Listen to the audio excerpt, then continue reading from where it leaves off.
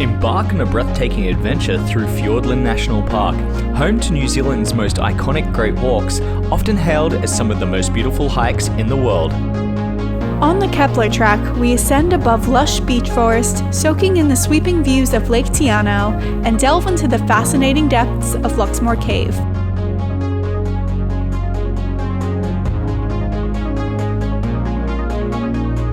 Day 2 brings about the most spectacular day on the trail as we summit Mount Luxmore and enjoy breathtaking views of glacial-carved mountains and valleys that form New Zealand's largest national park. We traverse a stunning ridgeline that leads us down into an enchanted, mossy, temperate rainforest.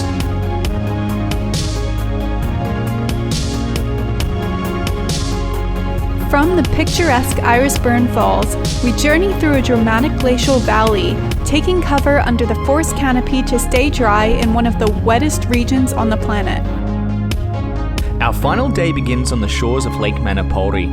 After admiring the serenity, we trek through native wetlands to the Waio River, a true slice of Middle Earth for Lord of the Rings fans, before returning to Te Anau through dense, enchanting forest. Don't miss this unforgettable Kepler Track experience, the certified Great Walk of New Zealand.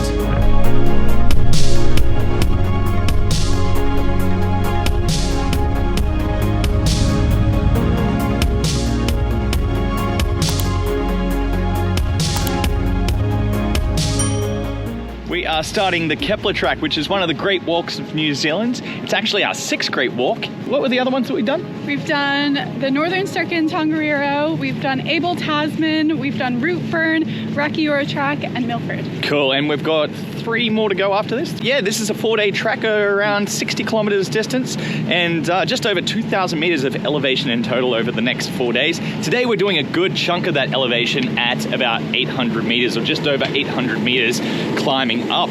Now we are actually crossing over here one of the control gates for the Lake Manapouri. So this is how they regulate the water that goes from Lake Te Anau over here to Lake Manapouri down this way here. That actually creates one of the largest, if not the largest, hydroelectric dams in New Zealand. So yeah, we're about to start the walk and hopefully it'll be a good few days. We're in May right now, so the weather can be a little fickle. Apparently it snowed up there this morning, so we'll see how things go.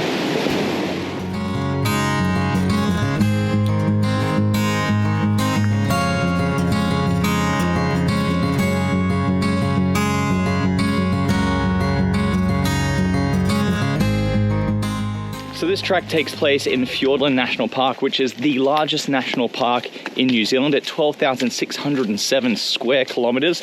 It's part of the largest wilderness area in the country as well, which is basically 10% of New Zealand's landmass. This is a really ancient forest that we're in right now. It goes all the way back to the time of Gondwana, which is about 100 million years ago when New Zealand was connected with Australia, India, Madagascar, Africa, South America, and Antarctica. The types of trees we have around here in this forest are a very, very ancient species. All this beautiful beech forest. This is actually the world's largest expanse of Gondwana land type rainforest, and it's absolutely magnificent.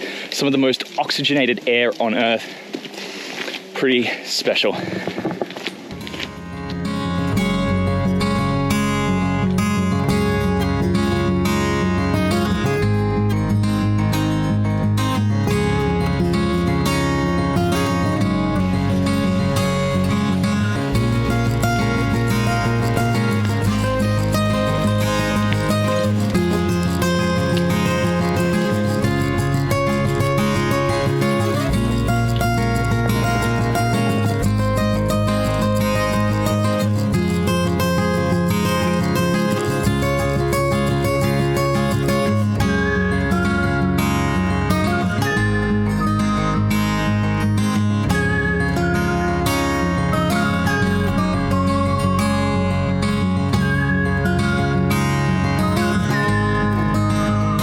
Pressed for time or looking to trim your hike? Consider a quick boat ride from Te Anau Township to Broad Bay on Lake Te Anau.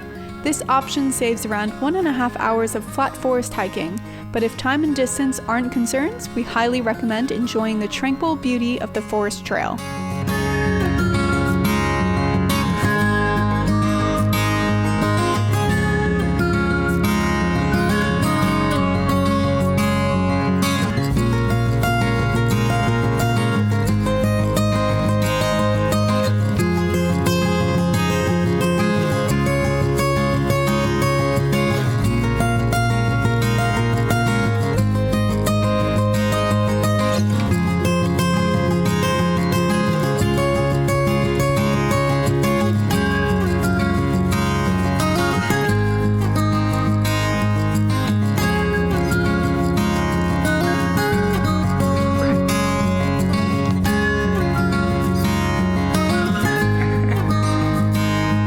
show us something, Miranda. Follow the way. Okay, so we've just reached the Broad Bay campsite. It's beautiful right now. The sun's coming out, right, Chiki? Yeah. We had a little friend with us, greeting us. Waka waka. Pi Waka Waka, or the New Zealand fantail, who was hanging around, picking off all the little sandflies. So we're heading up towards Luxmore Hut now, and this is going to be the hard part of the day. About 8 kilometers to go over about 800 meters of elevation, which is about 2,600 feet. That leaves us at about a 10% gradient, so it's going to be pretty steep on the way up, but we should be getting up there, what do we say, 4 hours? Yeah. Something like that.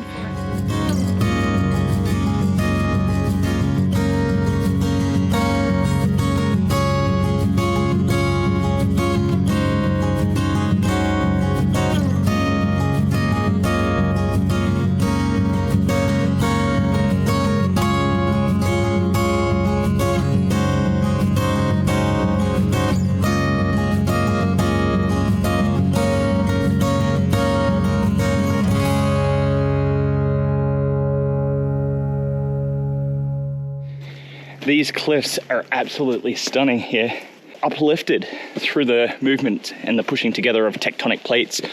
We have 2 tectonic plates here. We have, where we are at the moment, the Pacific tectonic plate, and on the western side of the Southern Alps, over the other side of these mountains, we have the Australasian, or the Indo-Australasian tectonic plate, forming this uplift, moving and growing roughly the same rate that your fingernails grow.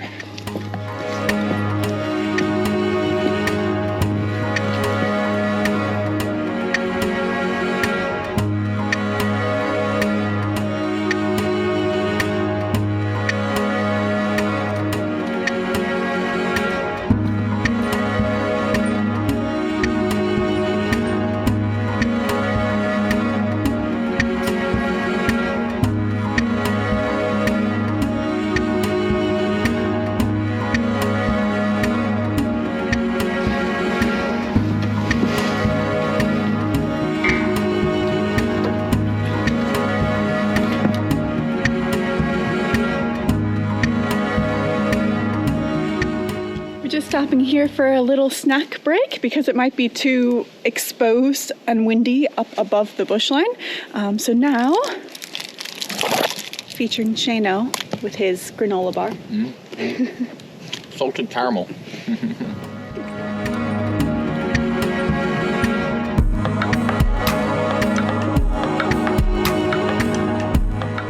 We made it above the tree line, so we are up here now above the tree line. Beautiful views behind us there. Lake Te Anau, which is New Zealand's 2nd largest lake by surface area and 2nd longest, as well as the 3rd deepest lake in New Zealand.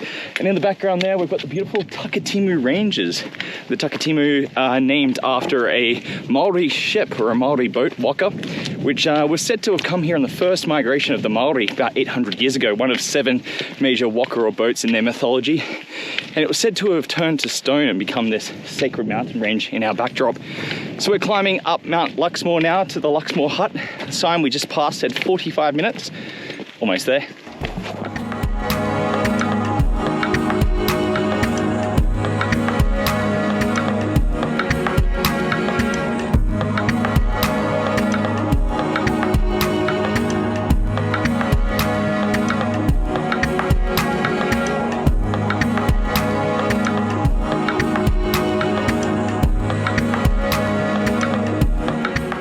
Okay, it looks as though we've made it to the Luxmore Hut. What time is it? Good question. I think it's almost 3 p.m.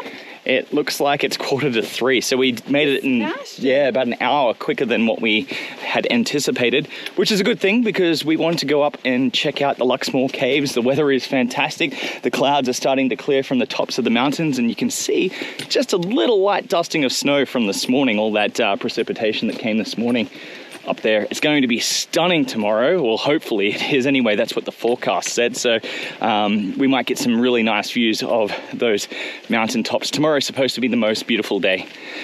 Let's go settle in at the Luxmore Hut.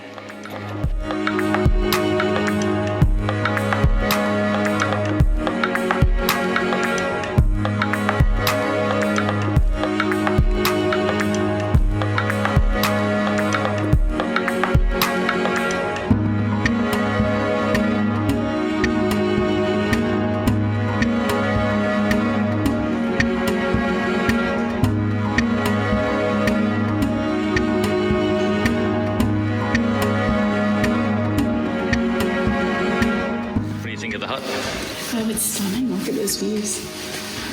That's up there. So we're heading up to the Luxmore Caves.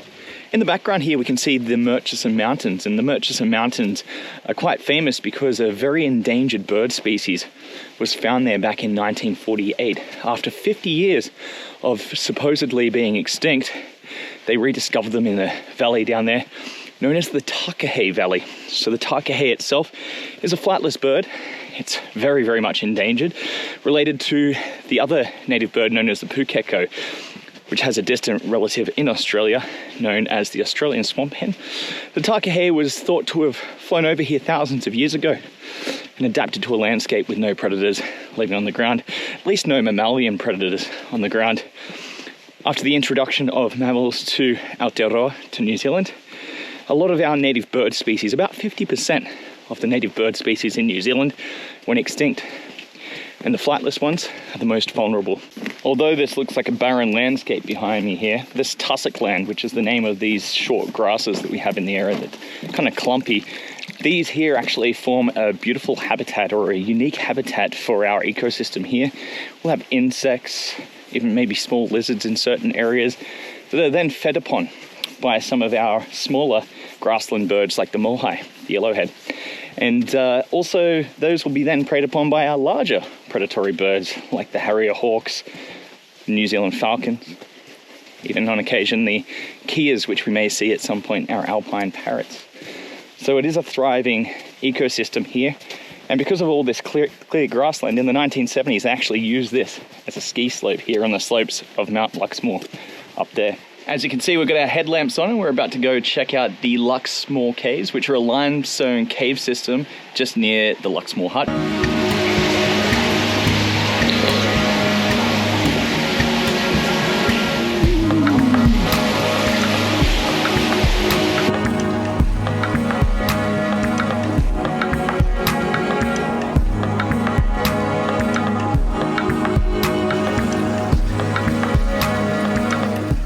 So behind me here we can see some of the stalactite formations. Unfortunately, somebody has snapped some of these off and they take thousands upon thousands of years to grow like this, literally carrying calcium carbonate, little specks of calcium carbonate through the water that drips through the roof, and that's actually what forms these stalactites. Difference between a stalactite and a stalagmite: stalagmites come up from the ground, so they might touch the roof, and stalactites, they come from the top. Pretty cool.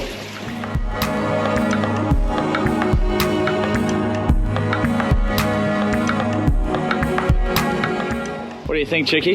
Yeah, it was lovely. It's pretty cool, right? Mm-hmm. Yeah, nice little side trip here from the Luxmore Hut. Just a little bit of a thing about entering cave systems as well, particularly limestone caves, is to avoid touching the walls, especially touching some of those stalactites and formations, because the actual oils on your fingers and hands, they actually disrupt the pH system of the lime and the limestone, and they can actually start to dissolve some of those structures.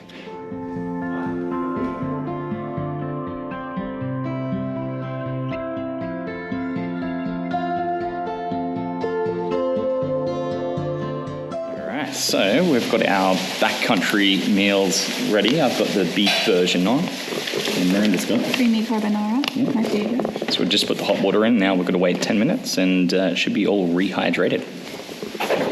There's your creamy carbonara. Is it looking creamy? Oh yeah. This is the beef version on, and I've got a little mashed potato here to go with it. Stick the mash into the beef.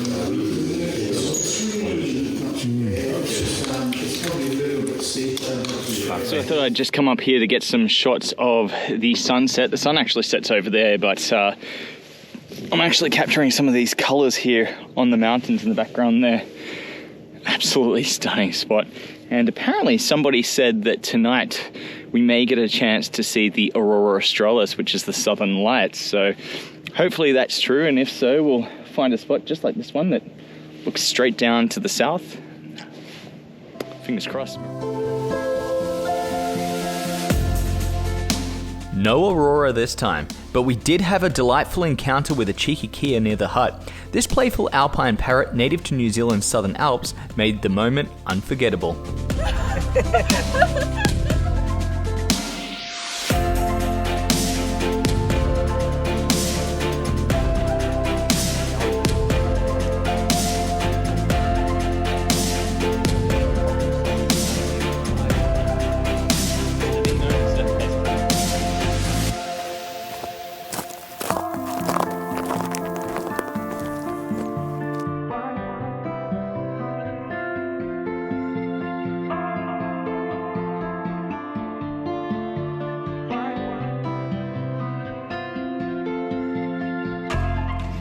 All right, so today we are heading to Irisburn Hut. Should be between 15 and 17 kilometers, depending on how long our side trip's going to be to get to Luxmore Summit. But this day of the trek's supposed to be the most beautiful, and the ranger says we have excellent weather for today, so should be great.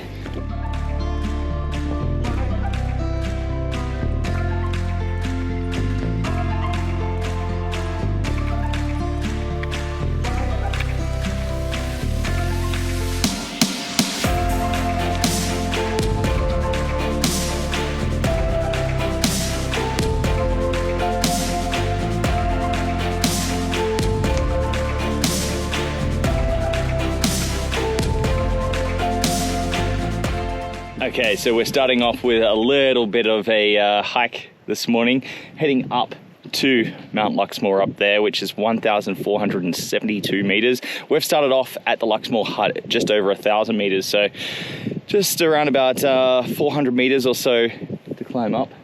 Nice little morning exercise. Yeah.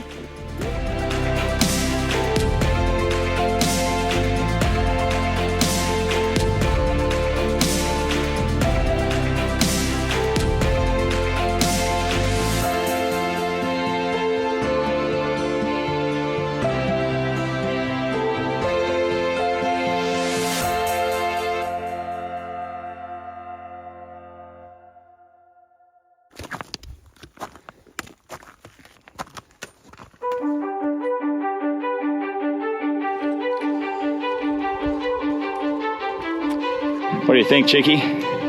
Absolutely breathtaking. Stunning, right?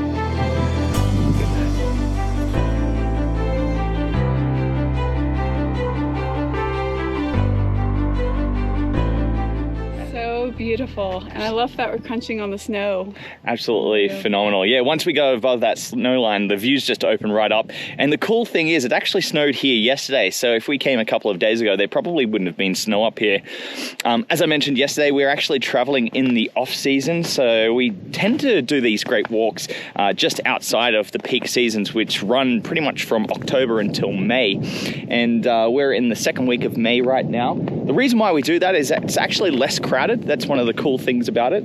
And also as well, the fact that the huts are actually less than quarter of the price of what they normally charge. So we pay 25 New Zealand dollars per night for these huts, which usually are in excess of 100 New Zealand dollars in the peak season. And when it is busy, you generally have to book at least 6 months in advance for the New Zealand Great Walks. The risk you run going in off season is the weather may not be great, but we've been pretty lucky with all of our great walks. So lucky. Knock on wood, of course, but we've been really lucky to have great weather most of the great walks, so hopefully it continues that way. There is supposed to be a little bit of rain tomorrow, but we're mostly in the forest tomorrow, so it doesn't actually matter too much. Today is the day that counts. So right now we're going to head up to the highest point of our hike, which is the Luxmore summit I mentioned earlier, 1,472 meters. We're leaving our packs behind down here.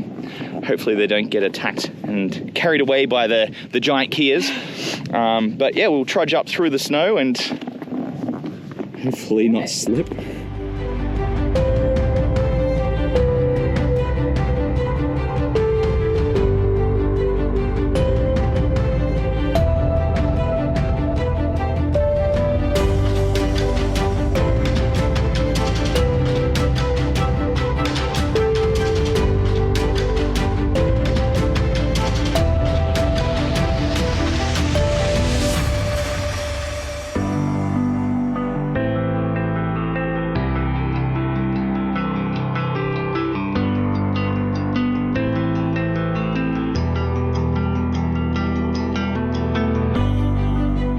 So we've made it to the top of Mount Luxmore here, highest point of the Kepler Track at 1,472 meters.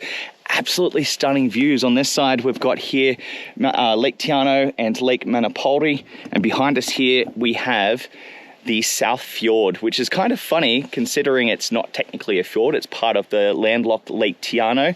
We do ironically have fjords here in New Zealand, 14 of them, which we call sounds, and that's got a lot to do with the fact that the British didn't know the difference between a fjord and a sound. Some of them you might have heard of: Dusky Sound, Doubtful Sound, and the most famous one, Pure Pure Tahi or Milford Sound. So those are technically 4 fjords, glacial-carved valleys that reach the ocean. This South Fjord is actually part of New Zealand's second largest lake, Lake Te Anau.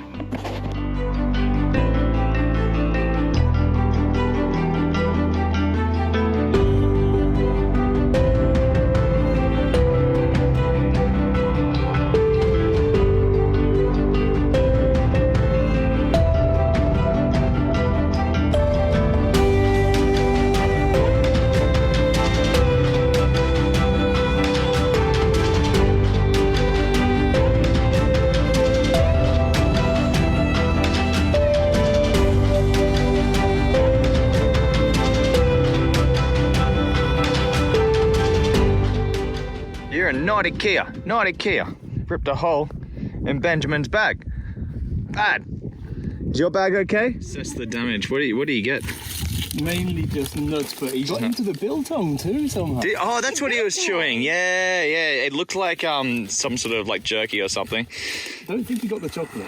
Back Yeah. in a second. Cheeky little crap.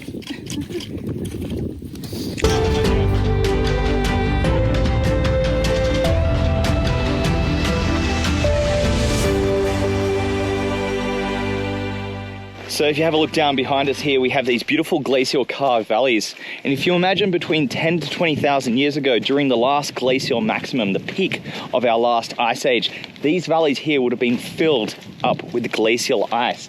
And they've pretty much carved out all the landscapes of Fiordland, this vast wilderness, which takes up about 10% of New Zealand's land mass. Now, a lot of this vast wilderness that you see out here in the distance, part of the Southern Alps, has actually been unexplored since European arrival. And some people actually believe that there is a Maori tribe lost out there known as Takitimu.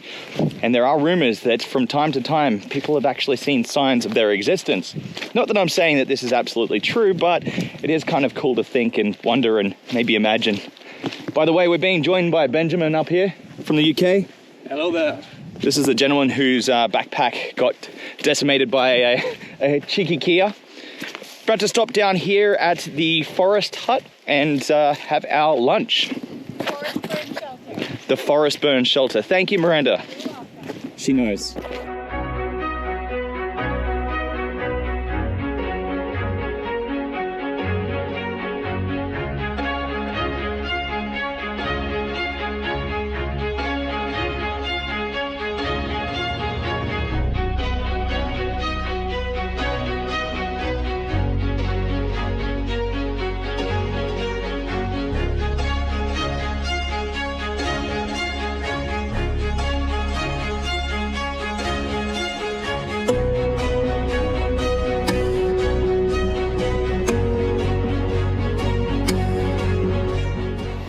So this is the Forest Burn Shelter right here. It's an emergency shelter just in case people get stuck here during a blizzard or tough times.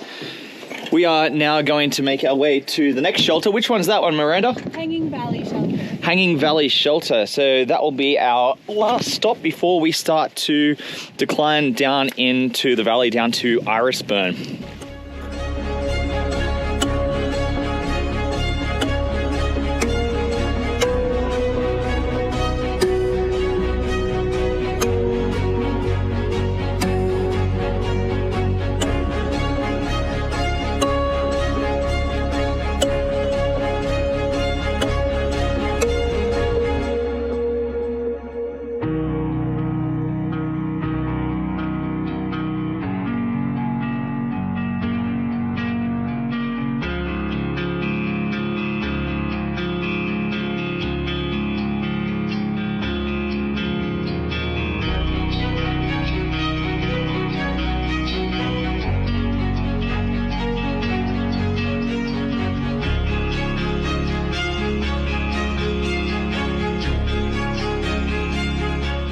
On our way, we met a new friend from Germany as we said goodbye to Benjamin, who was heading back to Luxmore Hut.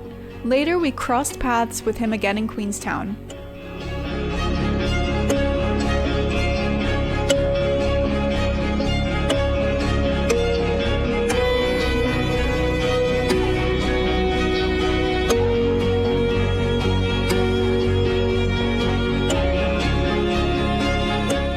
Cool, so we've just left the Hanging Valley Shelter and we're about to do the steep descent down to the Irisburn Hut.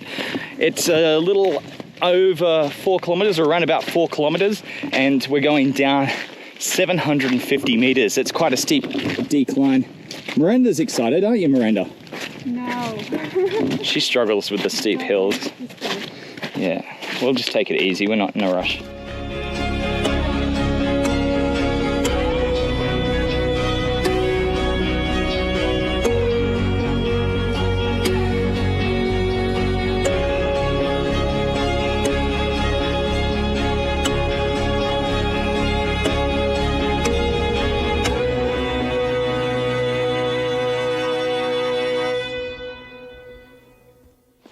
So we're descending down now through this beautiful enchanted forest of mountain beech. Absolutely stunning. Oh, look at this.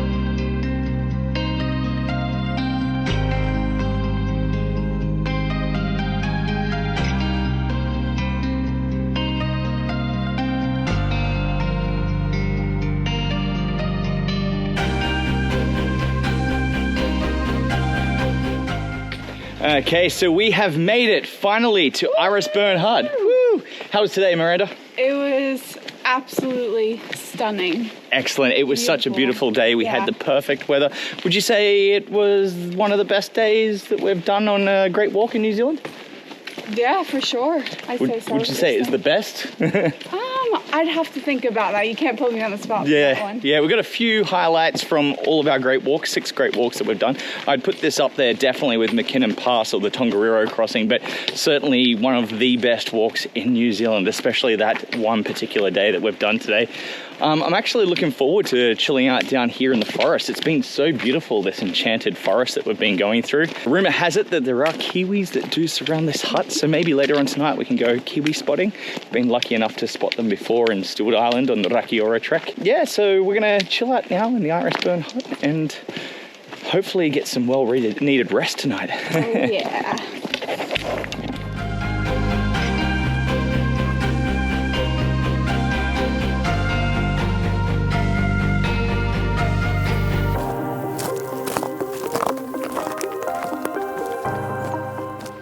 Okay, so we're about to leave the Irisburn Hut. We're just doing a small little walk right now down to the Irisburn waterfall, which is only about 20 minutes each way from the hut itself.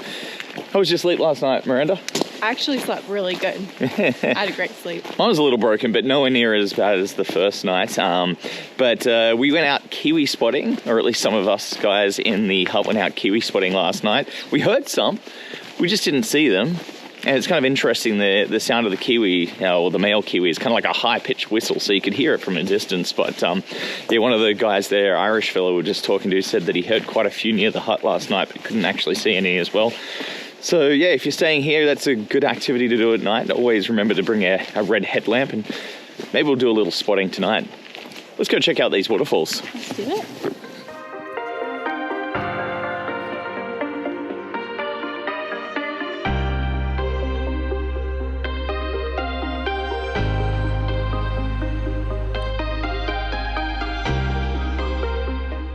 So that's pretty awesome. In our background there, we have a fio, or kofio, which is a rare species of New Zealand duck, and they're actually almost extinct. I think they're highly endangered. I'm not sure exactly how many of them are left, but they are a very, very interesting looking species of duck because they forage around in these rock beds here at the base of the river. They have these squeegee, rubbery looking little sections at the end of their bill, so they can use that to sort of filter through and look for insects and microbes and small fish and crustaceans. Pretty cool.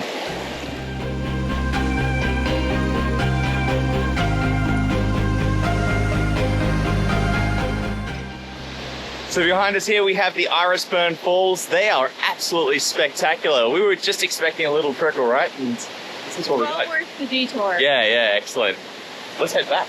Yeah.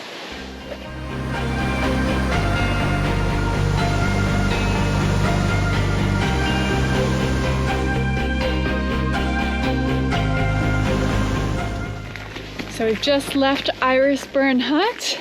We're getting a pretty late start, leaving at about 10:30, but that's okay. Today is supposed to be sort of an easy day, a bit of a longer day at 16.2 kilometers, but all sort of flat and downhill. So should be lovely, and in through the forest the whole way. So.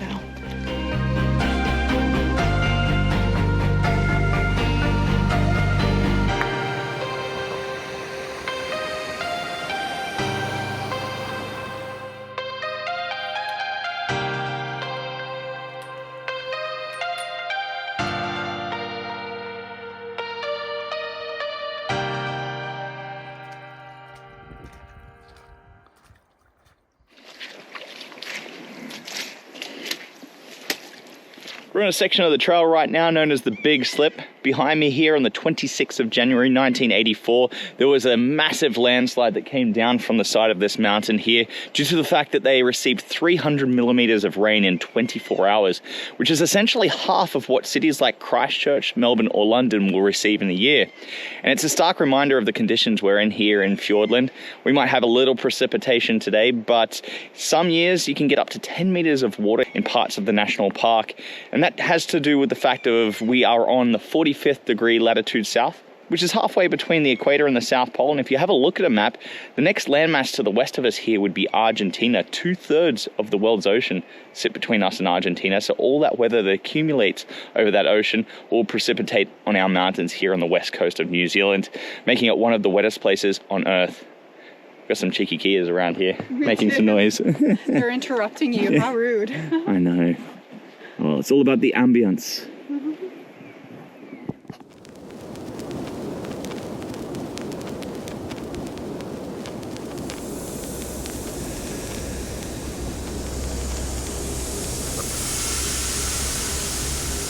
While watching tomtits, a native robin species, flit around, we spotted a sign for a bat roost. New Zealand's only native land mammals are two species of endangered microbats, known locally as peka peka, which are both protected.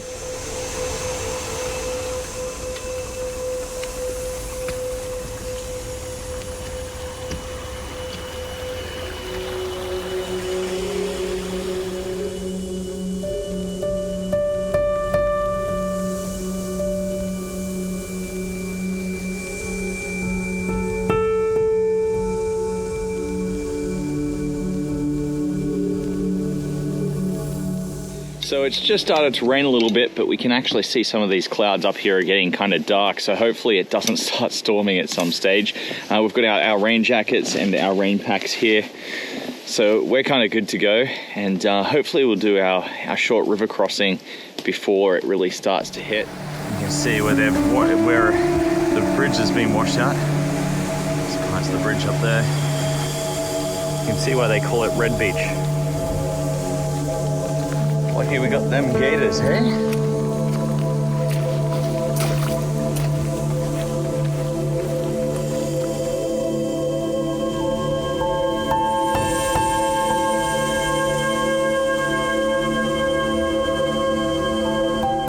Okay, we've arrived at the Rocky Point shelter just in time for lunch. It is 1 p.m, so we are halfway on our trail, and That would mean that we are getting down to our hut tonight at about, well, this afternoon I should say, at about 4:30, depending on how long we're here for lunch. It's kind of nice to take a little bit of a break from the rain though, and just relax. All right, so we've just had our lunch here and we've busted out the emergency gear. I realized that my rain jacket that was supposed to be 10,000 millimeters of rain didn't actually hold out, thanks Mountain Warehouse. So I've got the emergency rain jacket, the emergency pants on. Miranda's got them as well. And our gaiters for the mud. So we're good to go. This weather does not look like it's letting up anytime soon, so let's do it.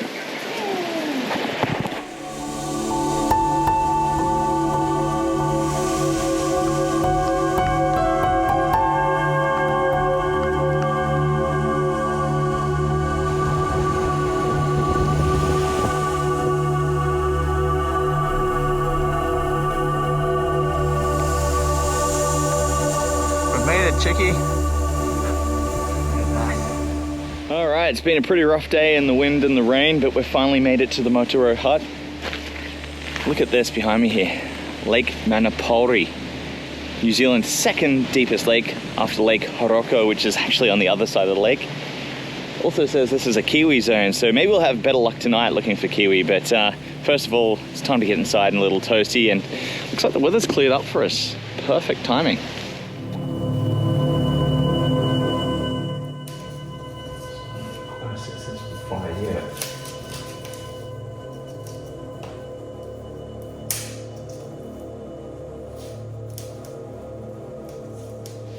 So it seems as though we've got the Moturau hut all to ourselves, and it's actually a really beautiful hut. We've got the fire going. Miranda's warming up by the fire. Most important thing when you first arrive to a hut, especially after a cold, wet day like today. But I just wanted to show off these views right here. Look at that. I got the tires.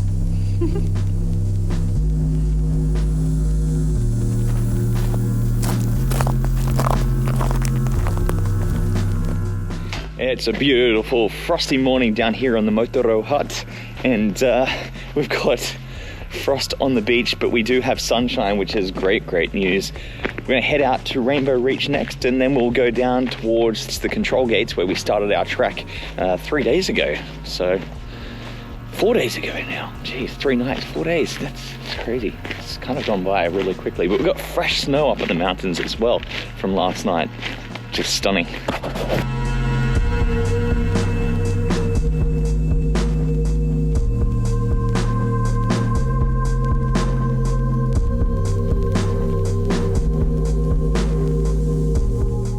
Chicky, how many kilometers we got today?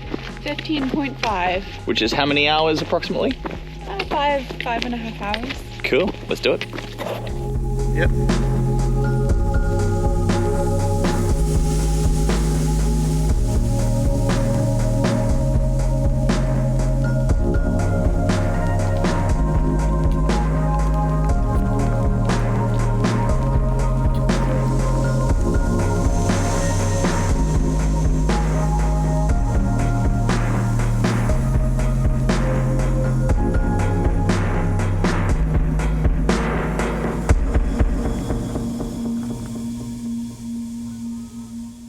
So we decided to take a slight detour down to the beautiful shallow bay. Miranda's just basking in the sun right here, defrosting. Look at this in the backdrop.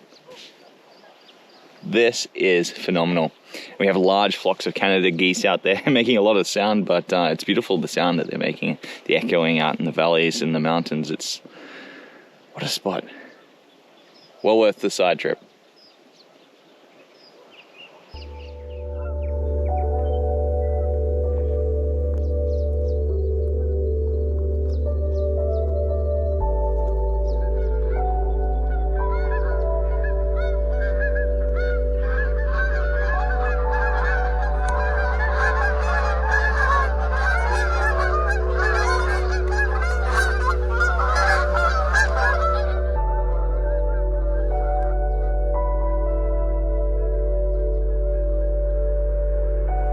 So you can see where we've just come from.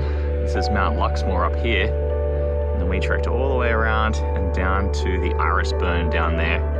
we've trekked right through the valley to where we were staying last night. These are actually the Kepler Mountains over here.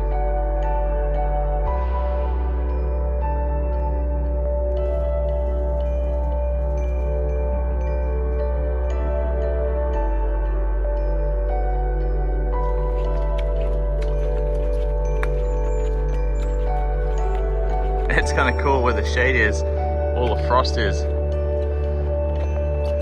Oh, that's cool. So we're walking through a beautiful natural wetland, and the area surrounding the Southern Alps on the eastern slopes like Te Anau and Manapouri naturally feature wetlands as their ecological landscape. The only problem is, since Europeans arrived here in the 1800s, all of this area was converted into farming land, and the few wetlands that remain are these little sort of hotspots for our native wildlife, our ecosystem that naturally thrives here. Not only are they important for our native wildlife, but they also have a very important function in the fact that they can retain all the excess water when it rains in an area right next to one of the wettest places on Earth. It rains here a lot, so all of the mosses and lichens, they tend to soak up that excess water like sponges, and then during dry periods, they'll slowly release that water and keep everything nice and fertile. Unfortunately, wetlands are the most threatened ecosystems on the face of the planet. So here in New Zealand alone, about 70% of our wetlands have disappeared since European arrival, but this is a global issue, and we have to preserve what we have.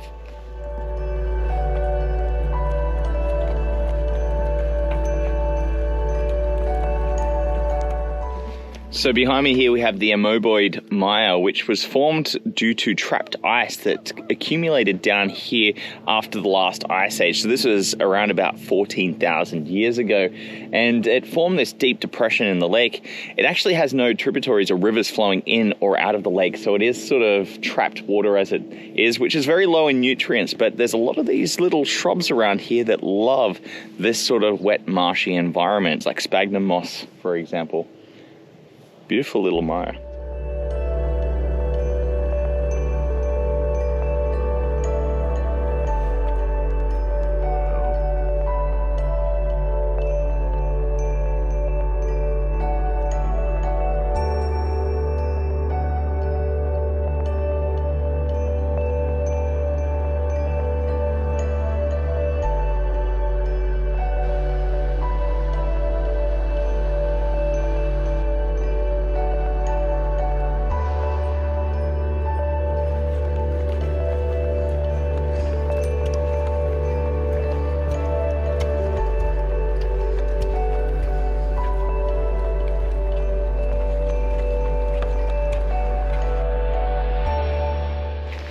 So we've just had our little brunch stop or early lunch stop in at Rainbow Reach.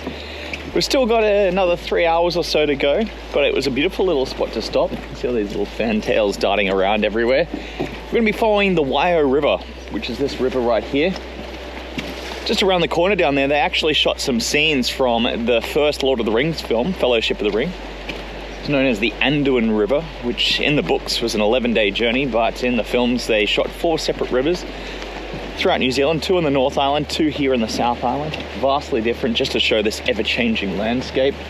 So this is one of the rivers which our fellowship rode down in Fellowship of the Ring. Sorry, I'm a little bit of a nerd.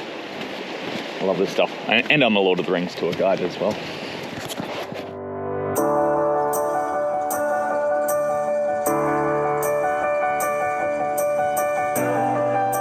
Many hikers end their journey at Rainbow Reach, arranging a car or transport from Te Anau, but we enjoyed hiking the last few hours along the Waio River. The breathtaking scenery added a sense of achievement, and we even scoped out the cycling trail on the other side for future adventures.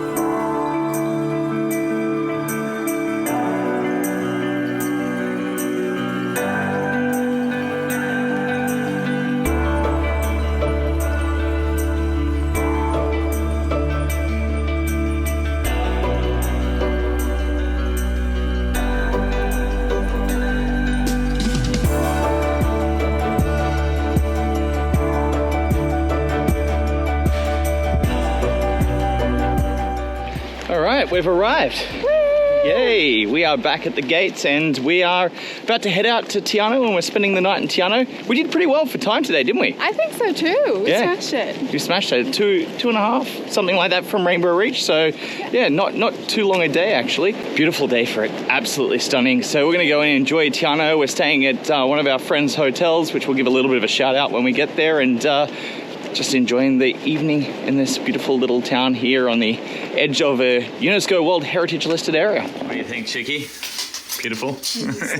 After coming off the track. It's the Lakefront Lodge in Te Anau.